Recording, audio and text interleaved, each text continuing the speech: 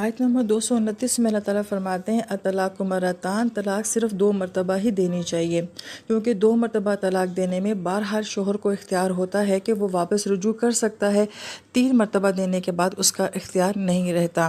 امساکم بالمعروف، اور پھر 2 مرتبہ طلاق دینے کے بعد اس کو اختیار ہے کہ اب چاہے تو دستور کے مطابق اس کو روک لے۔ معروف عرفہ سے ہے، عرفہ کا مطلب ہوتا ہے کہ جاننا پہچاننا، جیسے کہ ہماری اردو زبان میں ہوتا ہے کہ تعارف کرائیں، متعارف لفظ ہوتا ہے، تعریف لفظ ہوتا ہے۔ تو معروف سے مراد ایسا طریقہ جو کہ آپ کے معاشرے میں ایک ڈیسنٹ طریقہ ہو اور ایک مناسب طریقہ ہو۔ تو اس کے بعد اگر شوہر اپنی بیوی کو روکنا چاہتا ہے تو معروف طریقے سے روکے گا، اور تسریحم بے احسان، لیکن اگر وہ نہیں روکنا چاہتا، اس کو آزاد کرنا چاہتا ہے، تو اس کے لیے کیا ہے کہ وہ احسان کا درجہ اختیار کرے گا۔ بڑی غور طلب بات ہے، اگر روکنا ہے معروف انداز سے روکیں، معزز انداز سے روکیں، اور اگر نہیں روکنا ہے تو اس سے بھی زیادہ خوبصورتی والے انداز سے اس کو چھوڑ دیں۔ ہم اپنے معاشرے کو دیکھتے ہیں تو کیا طلاقیں ایسے ہی ہوتی ہیں؟ جب تک ایک دوسرے کے خاندانوں کو، ان کی عزتوں کو جو ہے وہ پاش پاش نہ کر دیا جائے، اس وقت تک طلاق نہیں ہوتی۔ یہ واحد وہ خوبصورت دین ہے، جب رشتہ بناتا ہے تب بھی کہتا ہے کہ خوبصورت انداز ہو، لیکن اگر کسی بھی وجہ سے رشتہ نہیں چل رہا، عین ممکن ہے کہ طلاق ہو جائے، مگر رشتے کا اینڈ بھی جو ہے وہ خوبصورت انداز کے ساتھ ہونا چاہیے۔ بولا یحل، اور حلال نہیں ہے لکم تمہارے لیے، انتا خضو کہ تم لے لو، مما جو کچھ بھی آتے تم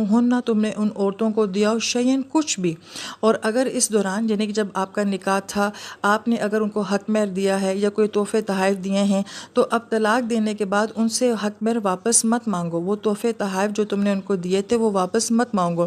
الا مگر یہ کہ ان یخافا، اگر میاں بیوی دونوں کو یہ خوف ہو، اللہ یقیمہ، کہ وہ دونوں قائم نہیں رکھ سکتے حدود اللہ تعالیٰ کی حدود کو۔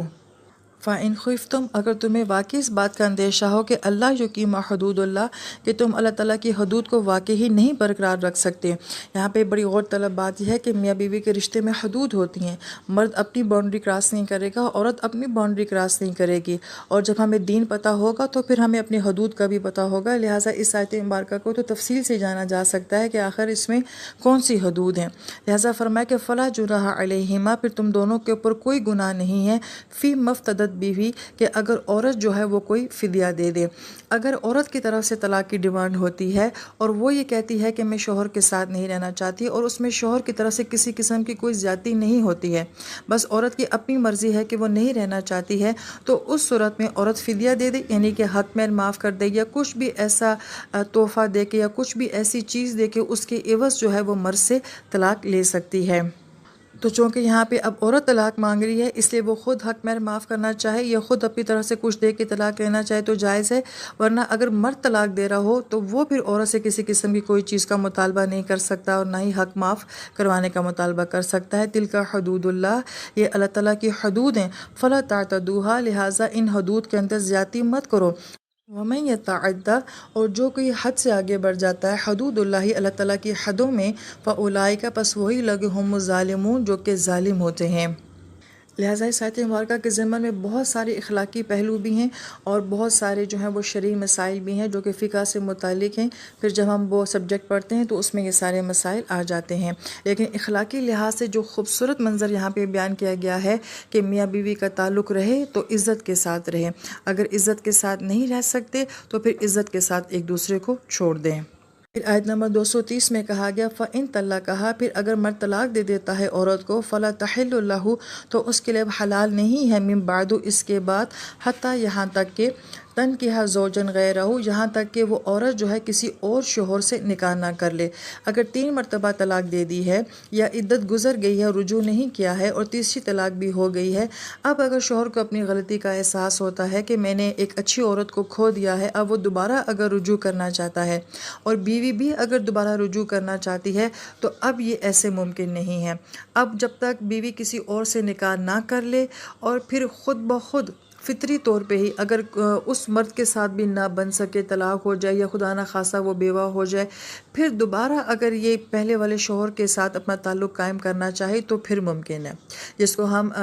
اپنی شرعی ٹرم میں حلالہ کہتے ہیں، ورنہ اس کے علاوہ اب ان میاں بیوی کا دوبارہ ملاپ نہیں ہو سکتا۔ لہٰذا آیت مبارکہ کے اگلے حصے میں یہی بات بیان کی گئی ہے، فَإِن طَلَّقَهَا، پھر اگر وہ دوسرا شوہر بھی اس عورت کو طلاق دے دیتا ہے، فَلَا جُنَاحَ عَلَيْهِمَا، تو پھر اب اس مرد اور عورت پہ، یعنی کہ یہ عورت اور اس کا پچھلا شوہر، اب ان دونوں کے اوپر کوئی گناہ نہیں، ان یتراجعا، کہ وہ دونوں رجوع کر سکتے ہیں، ان ظنا، اگر ان دونوں کو اب گمان ہو گیا ہے، ان یقیما، کہ وہ اب قائم رکھ سکیں گے حدود اللہ تعالیٰ کی حدود کو، کہ اب وہ اچھے طریقے سے رشتے کو نبھا سکیں گے۔ تل کا حدود اللہ، لہٰذا یہ اللہ تعالیٰ کی حدود ہیں، یبینوہا، اللہ تعالیٰ اس کو بیان کرتے ہیں، لقوم، اس جماعت کے لیے یا اس قوم۔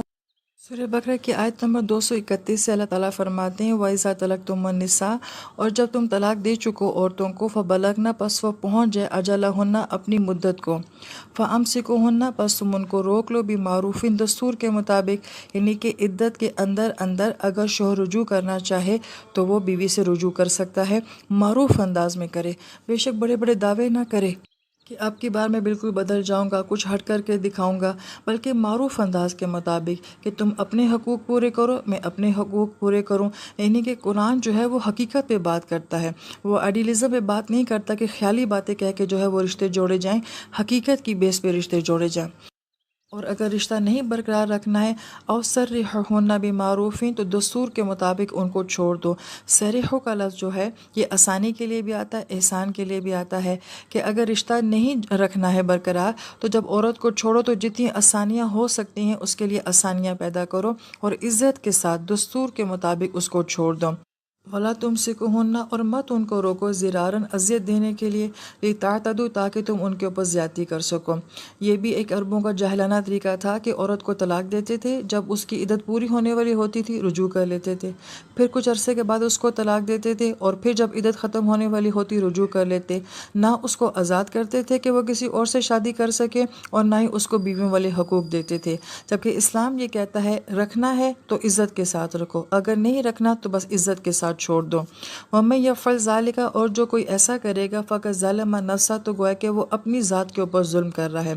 وَلَا تَتَّخِذُوا آیَاتِ اللَّهِ هُزُوًا، یہ اللہ تعالیٰ کی آیات ہیں، ان کا مذاق مت بناؤ، یہ جو احکام تمہیں دیے جا رہے ہیں کہ ایسے رکھو، ایسے چھوڑو، ایسے نہ کرو، یہ مذاق باتیں نہیں ہیں۔ وَاذْكُرُوا نِعْمَتَ اللَّهِ عَلَيْكُمْ، اور یاد کرو جو اللہ تعالیٰ نے تم پر نعمتیں کی ہیں۔ اب یہاں سے مراد نعمتیں کیا ہے کہ تم نے میاں بیوی کا رشتہ تعلق ایسے بھی گزارا ہے کہ جب بہت عزتیں، بہت محبتیں، بہت اچھا وقت بھی تھا، تو وہ اچھا وقت بھی تم یاد کرو، اگرچہ بے شک آج طلاق ہو گئی ہے تو کبھی تو تمہیں ایک دوسرے سے کوئی نہ کوئی نفع ملا ہوگا، کوئی نہ کوئی راحت ملی ہوگی، تو وہ کیا ہمارا انعام نہیں تھا، اس کو یاد کرو۔ وَمَا أَنزَلَ عَلَيْكُم مِّنَ الْكِتَابِ، اور جو ہم نے نازل کی تم پر کتاب، والحکمہ، اور حکمت کی باتیں، اور اس سے مراد سنت اور سیرت بھی ہے، یعظکم بھی، کہ اس سے تمہیں نصیحت کی جاتی ہے۔ اب یہاں پہ یہ بات بڑی حیران کرتی ہے کہ میاں بیوی کے درمیان میں اتنی ٹینشن والی بات چل رہی ہے، طلاق والی بات چل رہی ہے، اللہ تعالیٰ یہاں پہ کتاب اور حکمت کی بات کرتے ہیں۔ بہت خوبصورت نقطہ یاد رکھیے گا کہ زندگی کے انتہائی مشکل دور اور وقت سے جب مرد اور عورت گزر رہے ہوتے ہیں تو اس وقت ان کا سب سے بڑا ساتھی یہ قرآن ہوتا ہے۔ قرآن اس وقت پہ ان کو تسلیاں بھی دیتا ہے، ان کی سچویشن کا ان کو حل بھی بتاتا ہے، اور قرآن انسان کو ہمت بھی دیتا ہے۔ یہ وجہ ہے کہ اللہ تعالیٰ نے اس نازک موقع پہ، جب اتنا نازک قسم کا مسئلہ بیان کیا جا رہا ہے، اللہ تعالیٰ نے درمیان میں اپنی کتاب کا اور حکمت کیا جو ہے نبی علیہ السلام کی سیرت کا یہاں پہ ذکر فرمایا ہے۔ وَاتَّقُوا اللَّهَ، ڈرو اللہ تعالیٰ سے۔ اب طلاق دینے کا معاملہ بھی کیسا تقویٰ کا ہوتا ہے، بیوی شوہر کو کہہ سکتی ہے کہ زیادتی اس کی ہے، شوہر بیوی پہ ثابت کر سکتا ہے کہ زیادتی اس کی ہے۔ اللہ تعالیٰ کیا فرماتے ہیں، ڈرو ان معاملات میں اللہ تعالیٰ سے کہ تمہارے اندر کی بات اللہ تعالیٰ جانتے ہیں۔ وَاعْلَمُوا، اور جان لو، أَنَّ اللَّهَ بِكُلِّ شَيْءٍ عَلِيمٌ، کہ اللہ تعالیٰ ہر چیز کا علم رکھتے ہیں۔